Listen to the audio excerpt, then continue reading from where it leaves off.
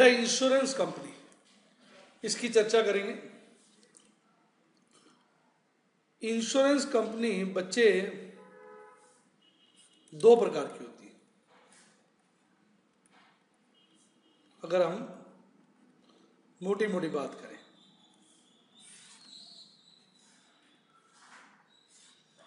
एक होती है लाइफ और एक होती है जनरल। तो लाइफ का मतलब तो ये होता है कि आपके और हमारे ऊपर होती है, देहांत होने पर आपके लीगल रिप्रेजेंटेटिव्स को पैसा मिल जाता है। और जनरल पॉलिसीज होती हैं, आपने सुना होगा फायर पॉलिसी। कार खरीदते हो तो एक पॉलिसी नहीं कराते कार की, जब कार ठुक जाती है फिर इंश्योरेंस कंपनी से क्लेम मिल जाता है, वो जनरल पॉलिसी होती है। Life on the life of human beings. तो पहले हम चर्चा करते हैं लाइफ इंश्योरेंस कंपनीज की, इनके कुछ टर्म्स की बातें भी करेंगे। इसके अंदर कई टर्म्स कॉमन है दोनों में, जब हम करेंगे तो आपको पता चल जाएगा। तो सबसे पहले मीनिंग किसका, लाइफ पॉलिसी का। अब इसको मैं बड़े सिंपल शब्दों में कहता हूं कि मान लो मैंने एक 20 साल की अपनी लाइफ पर पॉलिसी ले ली। मैंने 20 साल की पॉलिसी ली है अपनी लाइफ पर। अब मैं क्या करूंगा, 20 साल तक इंश्योरेंस कंपनीज को एक प्री डिटर्मिन्ड प्रीमियम दूंगा, एक अमाउंट दूंगा। कुछ तो इंश्योरेंस कंपनी को दूंगा ना, तभी तो वो मेरे को एक पॉलिसी देगी, और जो अमाउंट मैं उनको दूंगा उसको बोलते हैं प्रीमियम। अब अगर मेरा देहांत हो गया 20 साल से पहले, तो मेरे लीगल रिप्रेजेंटेटिव्स को पूरा का पूरा पॉलिसी का पैसा मिल जाएगा, जिसको भी मैं नॉमिनी बना के जाऊंगा। नहीं बना के जाऊंगा तो जितने ही मेरे उत्तराधिकारी होंगे, लीगल रिप्रेजेंटेटिव्स कह लो या लीगल एयर कह लो, उन सब में वो पैसा बच जाएगा। राइट?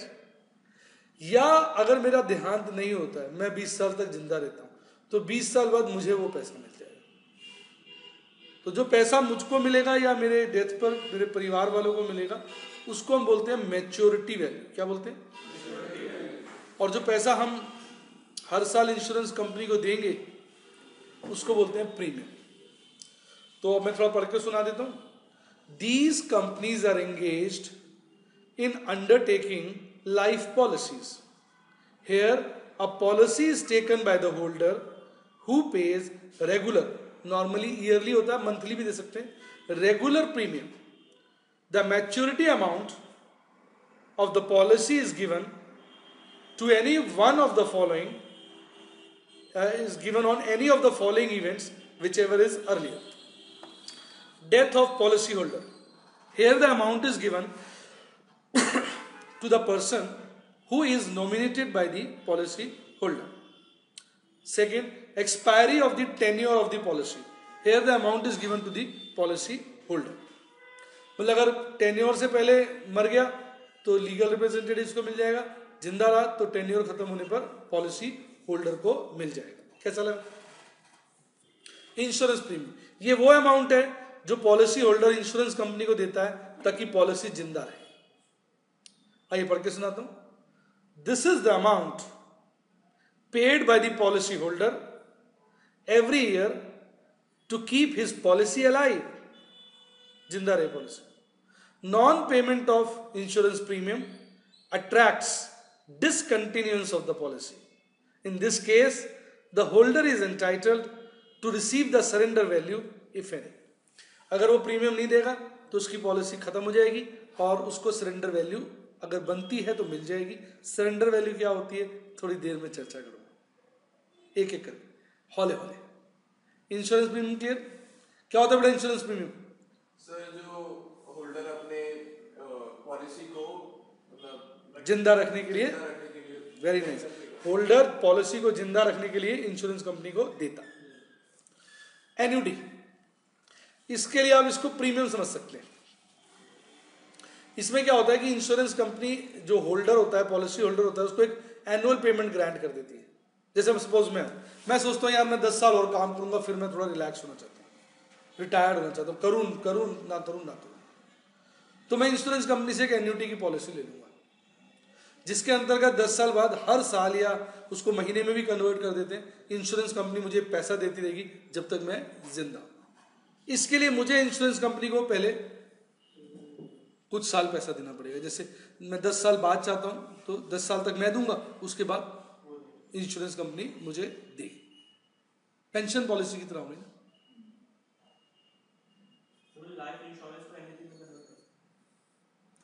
ये अलग अलग पॉलिसी है ना, ये एन्युटी हो गया। इसमें आप इंश्योरेंस पॉलिसी लेते हैं तो जैसे जब पॉलिसी मैच्योर होगी तो आपको सारा पैसा लमसम में मिल जाएगा। इसमें है कि आपको हर साल मिलेगा। अलग अलग प्रोविजंस होते हैं। देखो मैं कोई इंश्योरेंस एजेंट तो नहीं कि आपको पॉलिसीज बेच रहा हूं तो मैं सारी पॉलिसी बताऊं। आजकल तो वैसे भी पता आपको लिबरलाइजेशन हो गया, कंपटीशन का जमाना है, जितनी कंपनी है उतनी पॉलिसी। तो आजकल तो किसी पॉलिसी का स्पेसिफिक बताना तो बड़ा मुश्किल हो गया। पहले तो एक कंपनी होती थी LIC, उसी का बता देते थे। अब तो सुने आपने मैक्स, भोपा, पता नहीं कितनी सारी आ गई, हवाई वाह, ये वो दुनिया भर की कंपनीज चल रही है। तो मोटा मोटा आप समझो ना इसका मीनिंग। एन्युटी में आपको हर ईयर कुछ मिलेगा। प्रोविजंस होते हैं, आप थोड़ा प्रीमियम ज्यादा दो, आपके मरने के बाद आपके स्पाउस को मिल जाएगा। थोड़ा प्रीमियम और ज्यादा दे दो, अगर दोनों लग गए, बच्चे माइनर हैं तो जब तक वो पढ़ रहे हैं उनको मिल जाएगा। आजकल तो 50 तरह की पॉलिसी है, एड ऑन्स की तरह है ना भाई साहब। क्या है एड ऑन? जैसे जाते नहीं आप मैकडोनल्ड्स में, सिंपल सॉफ्ट टी 10 रुपए, चॉकलेट में डिप करके देगा 20 रुपए, तो एड ऑन्स है। एक्स्ट्रा चीज आइसक्रीम पे नहीं कह रहा, बर्गर पे, बदले एक्स्ट्रा चीज आइसक्रीम पे नहीं कह रहा, बर्गर पे 20 रुपए। पढ़ा होगा आपने। आजकल तो एड ऑन्स की तरह हो गया ना, आप पैसे देते जाओ, पॉलिसी में एड ऑन्स कराते रहो। तो इसलिए आजकल तो बहुत वैरायटी हो गई भाई साहब। इतनी केक की वैरायटी नहीं होगी जितनी पॉलिसीज की हो गई है। चले, this is an annual payment guaranteed by the life insurance company to a person until his death in consideration of a lump sum or installments received from him before retirement। देखिए वही बात होगी ना, पहले कुछ साल में दूंगा, फिर प्रीमियम भी डिपेंड करता है। सपोज आप ये निर्णय आज ले लेते हो, दीपांश कहता है यार मैंने तो आज से प्लानिंग कर दी भाई साहब, मैंने आज चैप्टर पढ़ा है, आज से इसका फैसला करना है, और ये पॉलिसी ले लेता है जिसके अंतर्गत जब ये 60 साल का हो जाएगा, 60 ईयर्स का या 50 ईयर्स का होगा, तो इसको इंश्योरेंस कंपनी से एन्युटी मिली, तो इसको प्रीमियम कम देना पड़ेगा। बताओ क्यों? क्योंकि छोटा है ना ये। आज मुश्किल से कितने का हो गए, 16-17 साल का हो, कितने हो बेटा? 18 के हो गए। वाह, तो 18 साल का है। 50 साल वाली पॉलिसी भी ले तो 32 साल के बाद की होगी, तो इसका ऑब्वियसली प्रीमियम क्या होगा? कम होगा।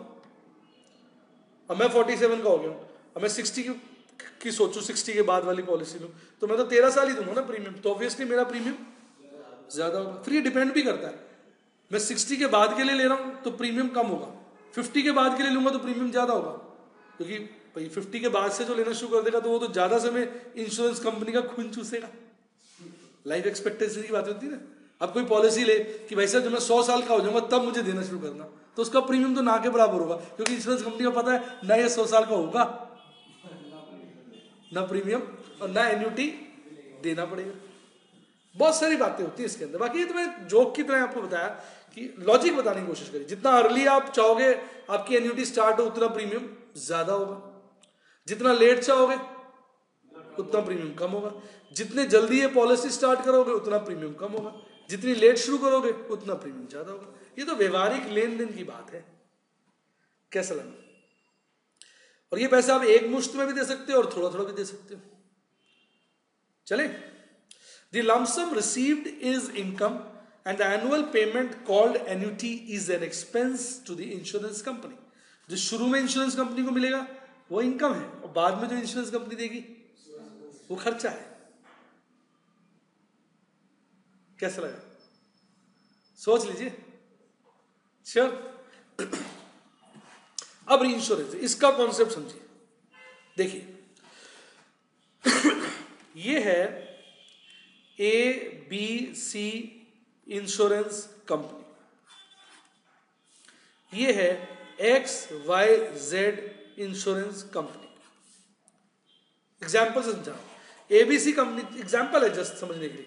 इसने सोचा था कि मेरे पास जो है, उदाहरण के लिए सिंपल फिगर्स दे रहा हूं, सिर्फ 10 पॉलिसीज आएंगी। रिपीट, कितनी पॉलिसीज आएंगी? 10 पॉलिसी सिर्फ। और भाई साहब इसकी किस्मत देखिए, 1 2 3 4 5 6 7 8 9 10 11, भाई साहब लाइन लग गई, 12 13, जय माता की हो गई इसकी, 14 15, भाई साहब इतनी पॉलिसी आ गई। अब ये थोड़ा डर गई, क्यों? इसको लगा यार मेरी तो कैपेसिटी, जिसको हिंदी में कई बार आप कहते हैं औकात, मेरी तो औकात से ज्यादा के काम आ गया। कल को अगर ये सारे मर गए तो ये तो बाद में मरेंगे, पहले मैं मर जाऊंगा। हर आदमी की कैपेसिटी होती है ना, रिस्क तो है ना, मान लो। वैसे तो इंश्योरेंस कंपनी का धंधा बहुत जबरदस्त है, पूछो क्यों? इसमें फायदा ही फायदा है। इंश्योरेंस कंपनी पैसे ले लेती है, अव्वल तो आदमी जल्दी जल्दी मरता नहीं, उनका हिसाब होता है ना, एवरेज एक्सपेक्टेंसी देख लेते हैं, तो मरते ही थोड़े बहुत लोग हैं, उनको दे देती, बाकी पैसे तो उनके पास ही रह जाते हैं। और जब कोई बड़ी त्रासदी आ जाती है जिसमें शहर का शहर ही उड़ जाता है, तो सारे नॉमिनी भी साथ मर जाते हैं, नहीं समझे, तो भी पैसे नहीं देने पड़ते।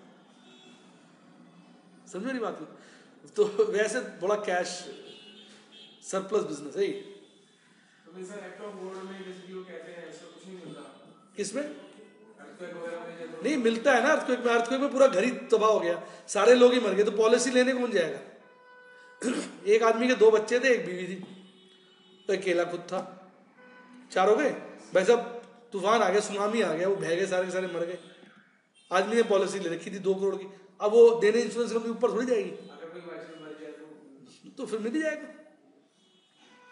वैसे बता रहा हूं, जब बड़े हादसे होते हैं तो उसमें तो परिवार का परिवार ही साफ हो जाता है, तो उसमें वैसे ही देना नहीं पड़ता। छोटे मोटे हादसे जब होते नहीं तो फिर वैसे इनका प्रोबेबिलिटी का कैलकुलेशन होता है, मोटा काम होता है। तो समझ आया आपको? अब जब इसके पास ज्यादा बिजनेस आ जाता है ना, तो ये डर जाती है। तो ये क्या करती है, अपने आप को किसी और कंपनी से री इंश्योर करा लेती है। क्या करा लेती है? री इंश्योर। तो जो प्रीमियम इससे मिला होता है, इसको ध्यान से सुनना, जो प्रीमियम इन्होंने दिया होता है उसमें से जितनी पॉलिसी इसने री इंश्योर कराई होती है, वो प्रीमियम ये उनको पास ऑफ कर देती है। किसको? दूसरी कंपनी। और जब इनका कोई देहांत हो जाता है तो उसका जो क्लेम होता है वो इनसे लेकर, एक मिनट,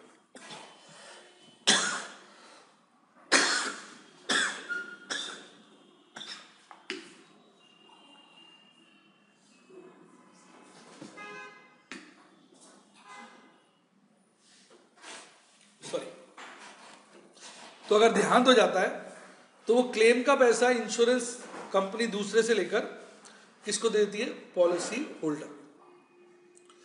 चूंकि प्रीमियम इसने इसको दिया होता है, किसको? XYZ को, तो वो इसको कमीशन भी देती है। बताओ, तीनों बातें समझ आई आपको अच्छे से? आगे समझ में?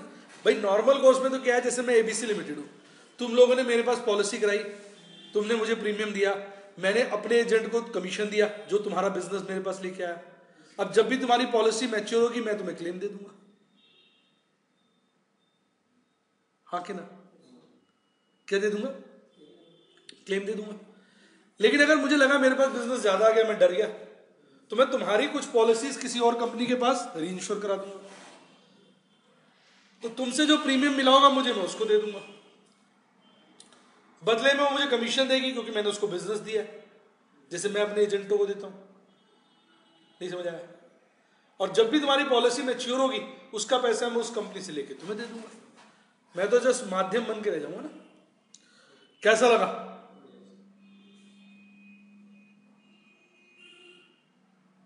दीपांश परेशान लग रहा है, कुछ मजा आ गया? इन सब के आगे ना वर्ड सीडेड लग जाता है, क्या? और एक्सेप्टेड। रिपीट, जब री इंश्योरेंस का होगा तो ABC इंश्योरेंस कंपनी जो है वो XYZ को प्रीमियम देगी, तो वो बोलेगी प्रीमियम ऑन री इंश्योरेंस सीडेड, रिपीट, सीडेड मतलब होता है छोड़ना, मतलब जो हमने इंश्योरेंस आगे करा ली, यानी जो इंश्योरेंस छोड़ दी उसका प्रीमियम। और XYZ उसको क्या कहेगी, प्रीमियम ऑन री इंश्योरेंस एक्सेप्टेड। तो कभी कभी ऐसा भी हो सकता है कि एक ही कंपनी के पास किसी पर्टिकुलर महीने में बहुत ज्यादा बिजनेस आ जाए जो वो आगे पास ऑन कर दे, यानी सीडेड कर दे। अगले महीने उसके पास काफी कम बिजनेस है, रिपीट, और किसी और के पास ज्यादा आ जाए जो वो उसको दे दे, तो अगले महीने वो क्या कर सकती है, एक्सेप्टेड भी कर सकती है। अब बताओ क्लियर हुआ है कि नहीं? सोच के बताओ बेटा, ऐसे दुखी नहीं हो ना, पक्का? उसको कोई लेना देना नहीं। तो ये समझ में आ गया ना री इंश्योरेंस का, ये भी कॉन्सेप्ट आएगा री इंश्योरेंस, तो इसलिए मैंने बताया। पढ़ के सुनाता हूं। री insurance is an arrangement between two insurance companies by which the large risk of an insurer is partly transferred to another, for which proportionate amount of premium shall be ceded by the first insurer. The insurance company will, however, pay a commission on reinsurance premium received. Such payment of commission is called commission on reinsurance accepted. जो दे रही है उसके लिए commission on reinsurance accepted, वो उसका expense हो गया, and is an expense for the reinsurance accepted company. For the first company, for the first insurer, the same will be a gain and is called reinsurance commission on reinsurance ceded. कैसा लगा? तो जो छोड़ रहा है उसको तो मिलेगी कमीशन, वो कहेगा कमीशन ऑन री इंश्योरेंस सीडेड। जो दे रहा है, जिसको बिजनेस मिल रहा है, वो कहेगा कमीशन ऑन री इंश्योरेंस एक्सेप्टेड। कैसा लगा? अब भाई आप मुझे फीस देते हो तो मैं बोलूंगा फीस एक्सेप्टेड, तुम क्या बोलोगे, फीस पेड, सीडेड या पेड। बात तो कॉमन सेंस, एक एक्सेप्ट करेगा, दूसरा पे करेगा, सीड करेगा। कैसा लगा? सही बताओ? तो ये बढ़िया लगा चार्ट आपको? श्योर?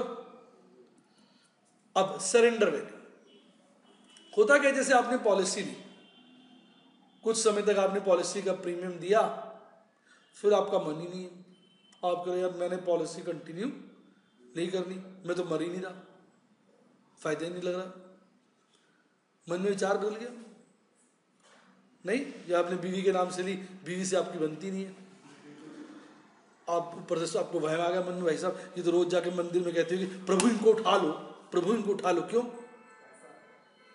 प्रीमियम मिल जाएगा।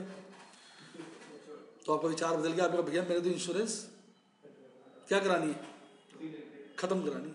मेरा एक दोस्त मिला उस दिन, मुझे उसकी शादी हो रही थी, कहता है शादी हो रही है, मैं सोच रहा हूँ एक पॉलिसी ले लूँ 2 करोड़ की। उसमें क्या है, 2 करोड़ मिलेंगे जब आपका देहांत होगा, मतलब ऐसी वाली नहीं है, ये वाली नहीं, इसमें तो मैच्योरिटी में मिलते हैं ना, मैच्योरिटी का नहीं है, अगर देहांत होगा तो 2 करोड़ मिलेंगे। क्या कहता, वाइफ के नाम से मैं सोचता हूँ करा लूँ, मैंने करा ले यार, अब ये बाकी यार मैं क्या बोलूँ, मेरे से क्या राय लेना है? कहता नहीं तू बता कराऊंगी नहीं कराऊँ।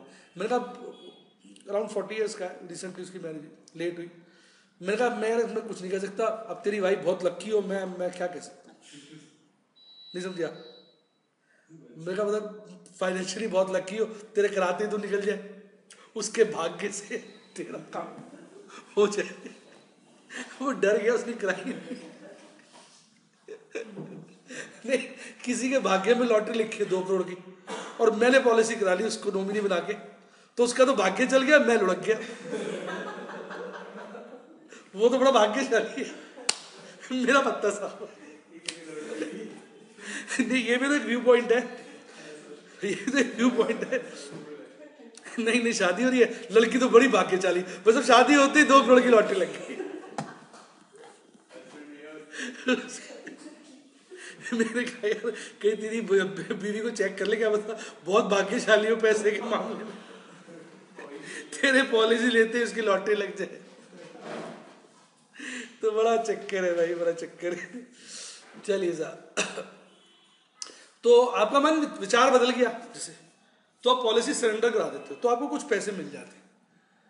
एक्चुअली इंश्योरेंस चीज ना बहुत बढ़िया है अगर ध्यान से देखा जाए। ये तो आपने सुनी मेरी बात तो आपको लग रहा है तो बड़ी बेकार है, ऐसा नहीं है।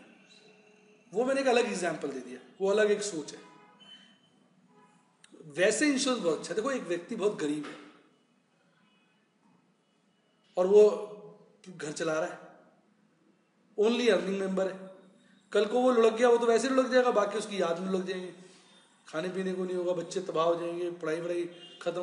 तो इंश्योरेंस कंपनी बहुत अच्छा सपोर्ट सिस्टम है कि व्यक्ति का देहांत हुआ तो सारे पैसे मिल गए, परिवार चलता रहा। एक ऐड नहीं आती तो उसमें एक लेडी का दिखाते हैं, अपनी बिटिया की शादी कर रही होती है तो सब उसकी तारीफ करते हैं, मिसेस शर्मा आपने तो कमाल कर दिया भाई, मैडम आपने तो कमाल कर दिया, शर्मा जी के जाने के बाद आपने तो सारे काम इतने अच्छे से सब निपटा दिए, आपने तो कमाल कर दिया। तो मिसेस शर्मा कहती है मैंने क्या कमाल किया, कमाल तो शर्मा जी ही कर गए थे, उनके देहांत के बाद पॉलिसी के पैसे मिले, उससे मैंने ये सारे काम किए।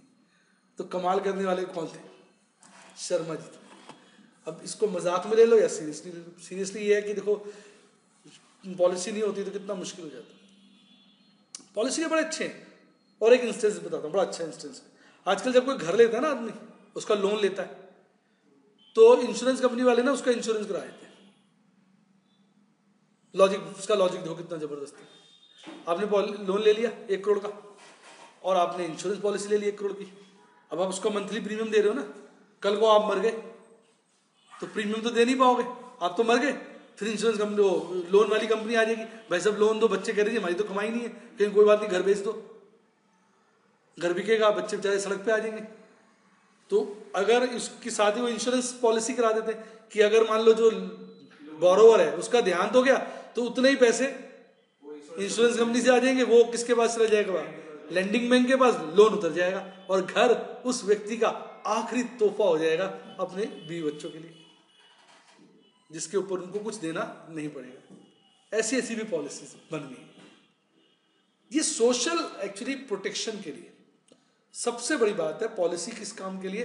सोशल प्रोटेक्शन के लिए। इस बात को समझना है। तो कई बार क्या होता है, आदमी का विचार बदल जाता है, उसको लगता है मुझे अपनी पॉलिसी नहीं चलानी, कोई भी रीजन हो सकता है।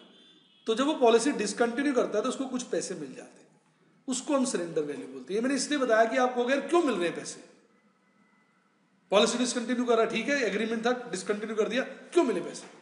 नहीं, सरकार ने सिस्टम बनाया हुआ कि भाई ये सोशल प्रोटेक्शन के लिए, सोशल प्रोटेक्शन के लिए तो इसलिए कुछ सरेंडर वैल्यू मिलनी चाहिए। तो सरेंडर वैल्यू क्या हो गया? वो अमाउंट जो डिसकंटिन्यूएंस ऑफ पॉलिसी पे आपको मिलता है। पढ़ के सुनाता हूं। This is the value assigned by the insurance companies to the life policies on the basis of premium received for such policies. मतलब जो सरेंडर वैल्यू है वो इस बात पे डिपेंड करेगी आपने कितना प्रीमियम दिया है। अगर आपने एक ही प्रीमियम दिया है, कितना, तो 0 सरेंडर वैल्यू। 2 दिया है तो थोड़ी हो जाएगी, 3 दिया है तो और ज्यादा हो जाएगी। जितनी पुरानी पॉलिसी होती जाएगी सरेंडर वैल्यू भी उतनी ज्यादा होती जाएगी। Right? When the policy holder wants to terminate and surrender the policy back to the insurance company after the payment of second instalment of premium specified in the policy. मतलब पहले के बाद मैंने अभी बोला ही आपको कुछ नहीं मिलता। रीजन क्या होता है कि जो पहला प्रीमियम होता है ना उसका एक बहुत बड़ा भाग कमीशन के रूप में इंश्योरेंस एजेंट्स के पास चला जाता है,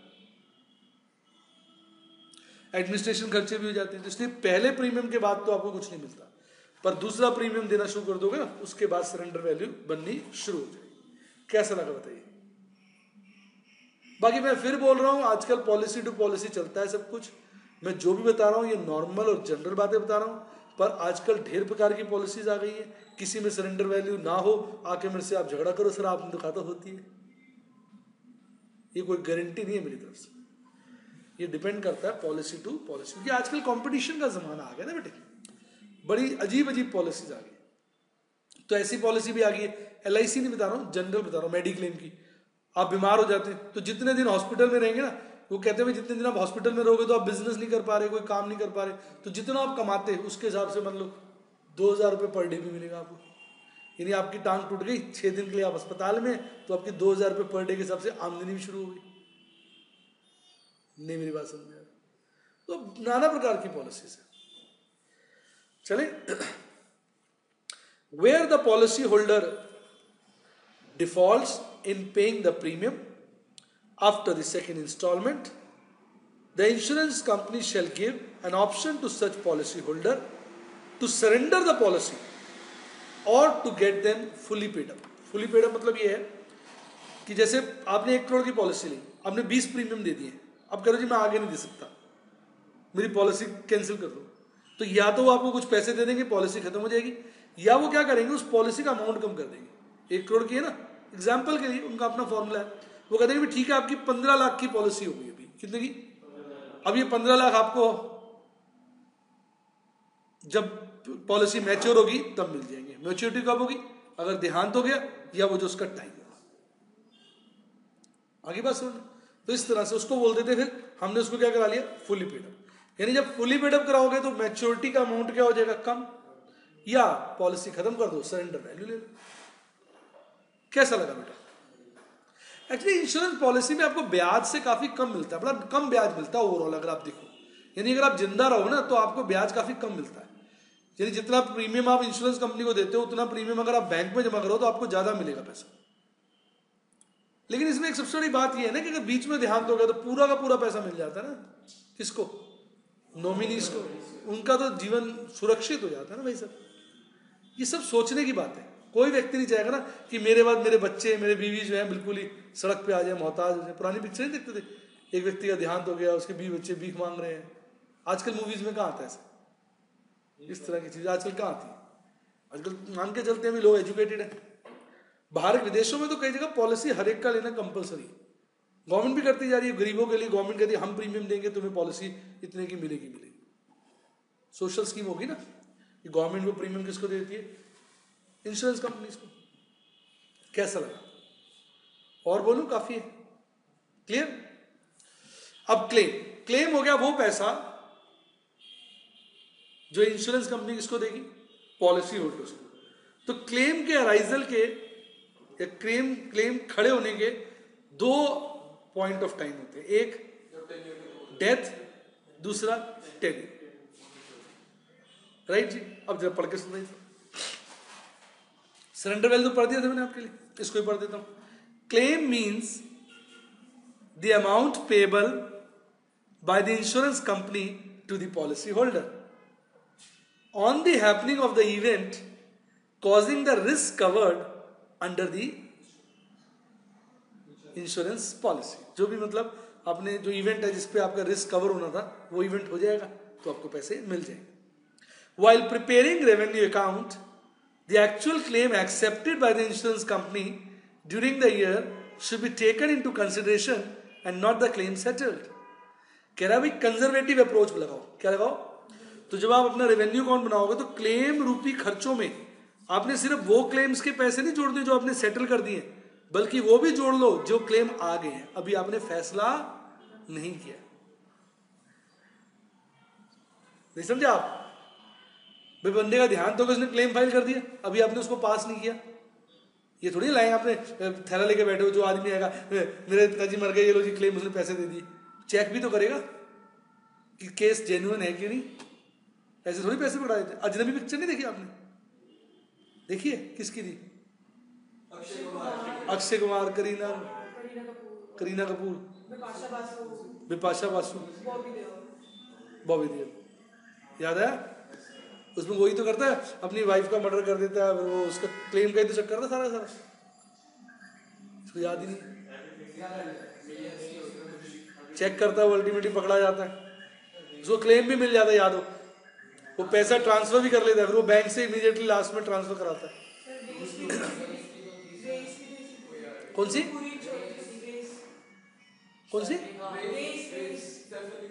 रेस में तो ध्यान नहीं, शायद रेस भी ऐसी थी। हाँ रेस भी इस पे थी, राइट, रेस भी तो इस पे थी सारे। अब ज्यादा समझ में आ गया टॉपिक है ना एग्जाम्पल से, अब क्लियर हो गया चेहरा, अब समझ आ रहा है। तो जो क्लेम सेटल नहीं हुआ लेकिन हमारे पास फाइल हो गया, उसको भी हम अपने एक्सपेंसेस में कंसिडर कर लेंगे। अगर नहीं देना होगा तो अगले साल इनकम, मतलब अगले साल क्लेम लेस कर देंगे। कैसा लगा?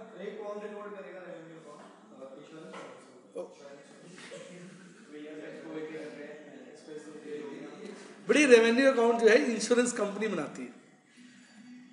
जिसकी हम कंपनी की डिस्कशन कर रहे हैं, वही इस सब चीजों को रिकॉर्ड करेगी। ठीक है, चले आगे। The total claim paid should be added with claims outstanding at the end and the claims outstanding the beginning are deducted therefrom. वो तो पता ही आपको, एक्सपेंस फॉर द ईयर क्या होता है? Expenses paid plus closing outstanding minus opening outstanding. वो तो simple formula आपको बताइए, वही बात बता दी गई है कि जो क्लेम्स पेड है प्लस जो क्लोजिंग आउटस्टैंडिंग ऐड कर लो और जो ओपनिंग आउटस्टैंडिंग है वो माइनस कर दो। जो इस साल पे कर दिए, भाई अकाउंट बना के देख लो, कोई भी एक्सपेंस अकाउंट ऐसे तो बनाते हैं। देखो ये एक्सपेंस अकाउंट, इधर देखो, पिछले साल के ओपनिंग आउटस्टैंडिंग है 10,000, ठीक, मतलब पिछले साल आपने 10,000 खर्चे दिखा दिए थे पर पे नहीं करे। इस साल आपने पे करे 70,000, तो देखा जाए 10 तो पुराने पे किए ना, इस साल के खर्चे तो कितने हुए? 60, और इस साल के जो क्लोजिंग आउटस्टैंडिंग है वो है 20, तो फिर बाय P&L में कितना जाएगा? 80 जाएगा ना। लॉजिकल है भाई, 70 हमने पे किए, इसमें 10 तो पिछले साल के, इस साल के कितने पे किए? 60, और इस साल के 20 आउटस्टैंडिंग है। अब इस 80 में आपने वो भी जोड़ने हैं, कौन से? जो सेटल नहीं हुए। समझ गए? नहीं समझ गए? कौन सा प्रिंसिपल लग रहा है? कंजर्वेटिज्म। कैसा लगा भाई? जिन्होंने फाइल कर दिया, अभी हमको चेक ही नहीं करा, अभी हमने फाइनलाइज ही नहीं किया। ये तो वो है जो हमने सेटल कर दिया। समझ आ गया? लिखो अगला सेंटेंस सुनो। Further the necessary adjustments should be made in accounts for the claims intimated, लोगों ने हमें बता दिया, and accepted but not paid, and claims intimated but not accepted, दोनों का एडजस्टमेंट करना है। मतलब कंजर्वेटिव होके आपने दिखाना है भाई कुल क्लेम कितना देना पड़ सकता है, वो सारा का सारा दिखाना है मैक्सिमम। कैसा लगा? मजा आया कि नहीं आया? बताओ, हो गया? अब ना पॉलिसीज ना दो तरह की होती है, बोलूं कितने तरह की होती है पॉलिसीज? दो तरह। बताइए क्यों होती है बेटा? एक होती है विद बोनस, एक होती है विदाउट बोनस। जरा सुनना, ध्यान से सुनना। पॉलिसी कौन सी होगी? दो। विद बोनस, बड़ा पढ़ाई पे ध्यान लगा, तो ध्यान बहुत मनु इधर उधर रहता है दिव्या। और एक होती है विदाउट बोनस। अब जो मैच्योरिटी वैल्यू होती है ना, वो तो हर व्यक्ति को मिलेगी। मान लो 10 लाख है, इसको भी 10 लाख मिलेंगे, इसको भी 10 लाख मिलेंगे। इसको ना बोनस और मिल जाता है, किसको? इसको नहीं मिलता। यानी विदाउट बोनस वाली पॉलिसी में अगर आपने 10 लाख की पॉलिसी ली है तो आपको 10 लाख ही मिलेंगे डेथ पर या मैच्योरिटी पर विद बोनस वाली में क्या होता है? आपको बोनस भी मिलता है। इंश्योरेंस कंपनी जो अपना प्रॉफिट होता है ना, उसका एक बड़ा हिस्सा पॉलिसी होल्डर्स में ही बांट देती है, उसको बोलते हैं बोनस। तो कई बार ऐसे होता है कि आपने 10 लाख की पॉलिसी ली, 25 लाख का बोनस बन गया, टोटल कितने मिल गए? 35 लाख। अब बच्चे कहेंगे हम तो विद बोनस वाली लेंगे। एक्चुअली उसका प्रीमियम ज्यादा होता है ना, फिर हर चीज की क्या होती है? कॉस्ट होती है। नहीं मेरी बात समझ में? अब सॉफ्टी भी लेते हैं मैकडोनल्ड से, विदाउट चॉकलेट और विद चॉकलेट में क्या रेट का फर्क नहीं है? वही सॉफ्टी होती है, आपने देखा होगा। जैसी चॉकलेट में डिप करके खड़ी करता है, रेट बढ़ जाता है। वो बोनस हो गया ना, बोनस का प्रीमियम ज्यादा। तेल तो तिलों से निकलना है, पैसे तो किसने देने? Policy holder. कैसा लगा? राइट जी। अभी जो बोनस होता है ना, हर आए साल डिक्लेयर होता रहता है बीच बीच में, तो पॉलिसी होल्डर्स पे ऑप्शन होता है। एक, वो बोनस कैश में ले लें। दो, वो बोनस को प्रीमियम में एडजस्ट करा लें। रिपीट, तो बोनस उनको मिलना है, प्रीमियम उनको देना है। तीन, वो बोनस मैच्योरिटी पे ले लें। कब ले लें? एंड में। तो बोनस समझ में आ गया बेटा। तो राजे पॉलिसी कितने प्रकार की होती है? 2 प्रकार की, with bonus, without bonus. Without bonus का प्रीमियम कम होता है, विद बोनस का प्रीमियम ज्यादा होता है। विदाउट बोनस में कोई टेंटा ही नहीं है। देहांत उपरांत या पॉलिसी के टाइम पीरियड के उपरांत आपको पॉलिसी का पैसा मिल जाएगा। विद बोनस वाली में पॉलिसी का पैसा प्लस बोनस मिलेगा। बोनस आए साल डिक्लेयर होता रहता है। जब बोनस डिक्लेयर होता है, पॉलिसी होल्डर्स के पास 3 ऑप्शन होते हैं। 1 वो कैश में ले लें, 2 प्रीमियम में एडजस्ट करा लें, 3 बाद में ले लें। बाद में कब? मैच्योरिटी पे। कैसा लगा बताओ बेटा, समझ आया ना? अब देखो मैंने आपको यहां सब लिखा हुआ है।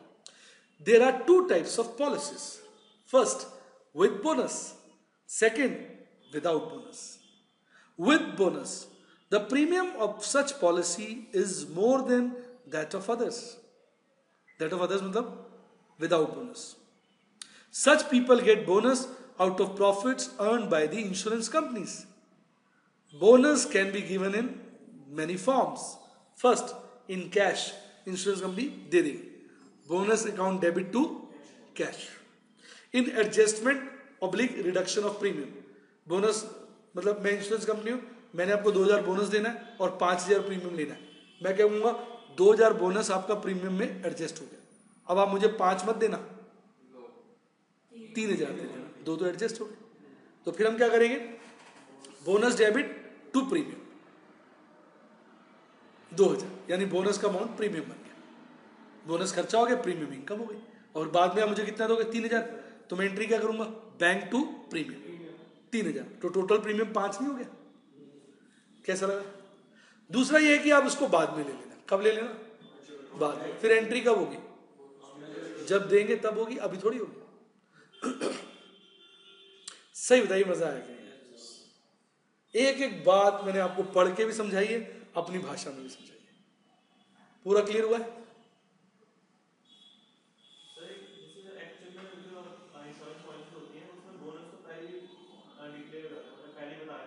वो ये बच्चा कह रहा है कि जो पॉलिसीज होती है, इसने कभी किसी इंश्योरेंस वाले से बात की होगी ना, कह रहा है कि बोनस तो वो पहले ही बता देते। वो पहले नहीं बताते हैं, मैं बोलूंगा ना, वो आपको ये बताते हैं भाई इस वाली पॉलिसी पे कंपनी ने पिछले साल इतना बोनस दिया था, उससे पिछले साल इतना बोनस दिया था। वो उस बोनस के अंदाजा लगाते हुए कहते हैं भाई इतना ही समझिए आपको मिलेगा, तो सर आपको इतने पैसे मिलेंगे। वो एक एस्टिमेट है। आपका एक्चुअल पैसा उस वाले बोनस से ज्यादा भी हो सकता है, कम भी हो सकता है। जैसे आप एग्जाम देते हो, हर एग्जाम में आप 70 और 75 मार्क्स के बीच लाते हो, और अब आप एग्जाम में नहीं जा रहे हो, बच्चे पूछ रहे सर कितने मार्क्स ले आएगा, तो मैं क्या बोलूंगा? 70 से 75 के बीच ले आएगा। पर इसका मतलब थोड़ी तो 90 नहीं ला सकता या 60 नहीं ला सकता, वो तो अब तेरा पेपर होने के बाद ही पता चलेगा। लेकिन पास्ट एस्टिमेशन से सदा आप पास्ट की मदद से फ्यूचर एस्टिमेट कर लेते हो ना। तो जो पॉलिसी एजेंट होते हैं, इंश्योरेंस एजेंट होते हैं, वो आपको अंदाजे से बताए थे जी सर इतना तो मिलता ही है, देख लो 20 साल से कंपनी ने इससे कम कभी दिया ही नहीं, इतना तो आपको मिलेगा, शायद इससे ज्यादा मिल जाए। लेकिन भाई साहब कोई गारंटी थोड़ी है। कैसा है? और बताओ, मजा आ गया? रोक दे? क्लियर?